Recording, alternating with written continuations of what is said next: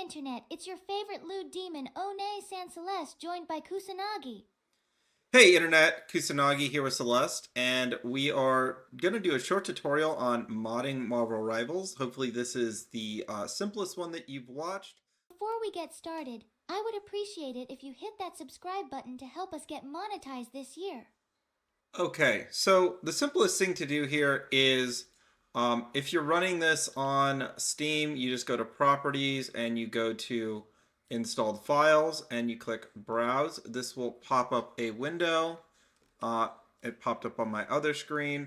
And this window is basically where Marvel Rivals has been installed. Now, if you're installing this on if you've installed this through another client, there's a what we call almost like a hamburger button, or it's a ... button. You click that button and there should be something similar that will show you where the file path where the game is installed. And you simply just open Marvel Game, you open Marvel, you go to Content, Packs, and then you're going to create a folder called ~mods. Really simple. So you put this in this file, you can bookmark it and save it, so this way you know where it is in the future if you want to change something out. And you just open this up and you can see I already have some mods in here, like a skimpy outfit for Black Widow, a white version of Psylocke, and then a different version of Scarlet Witch. Now, obviously, if you are doing these and you are streaming, be careful about your user ID. Also, make sure that you're not violating Twitch terms of service or YouTube terms of service. There's plenty of mods that are very not safe for work and have full nudity. Where do you get mods, you might be asking? Well, in this case, you can get them from a Nexus mod. So this is an Asuka mod that will replace Penny with Asuka and an Eva suit. It also has a replacement character profile picture. Now, this is only going to be on my end of the server or of the game, so other players aren't going to see what your characters look like. So if you replace somebody with a different character, for example, Mr. Fantastic with Luffy, he's still going to look like Mr. Fantastic for the rest of everyone on the server. So you simply download using the manual download button. Once you have that, you will have a file. It's usually a zip file, and you'll have two different ones in here, at least for this one. One is for the UI to replace the picture with Asuka, and the second one is to replace the actual character. So you just simply grab these, you copy them in there, and paste them in there. Now, there's other types that have a folder, and there's a repacker. I'm not going to explain that because this version is the easiest way to do it.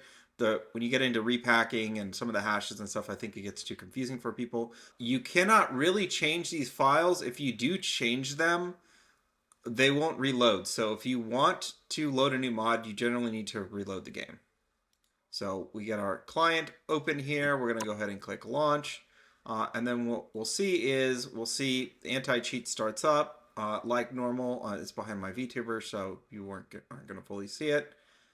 And shortly we will be back. We will be in the game. And how do you know if a mod is working? Well, you can just simply go to a character mod that you have installed. For example, this Black Widow one, and I can see that it's working. Now, I just installed this Penny one, so let's go ahead and find her. It doesn't look like it installed, so maybe that one is not supported. Again, you'll run into this from time to time with older mods. We can go back and check to see how old this one is. It is from 28th of December, so it is possible that this one is just outdated. So in this case, this one will probably have to be repacked. It's using an older version of the game, so it's just not going to work until the developer fixes it. So in that case, it's not going to work. There is a repack method. I can cover that on another video. But for the most part, if it's a newer one, it should just work. Here's another example of a mod that is working. So Invisible Woman seems to be working fine. Cloak and Dagger also appears to be working without issue. So, you know, sometimes you will see visual bugs with some of these. Just be aware of that. but generally they've been pretty much fine. If you run into crashes or issues with the mod, just uninstall it and then leave a note on the bugs page, just letting the creator know, hey, that this mod is bugged or is causing a crash.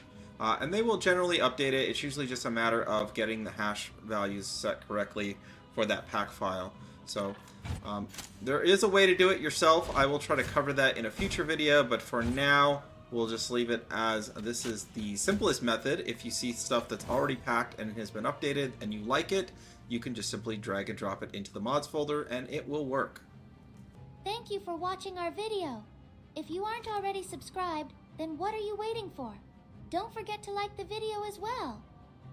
Appreciate it, and let me know in the comments if this was helpful for you. Should be a really simple tutorial. I don't see how this gets really difficult unless you get into the full-on packing or actually building mods yourself, which I might cover in a future video, considering my history with modding another certain anime game in the past, and Skyrim. So I will try to keep people updated on this, what's working, what's not working. I appreciate it. Have a great rest of your week. Bye-bye.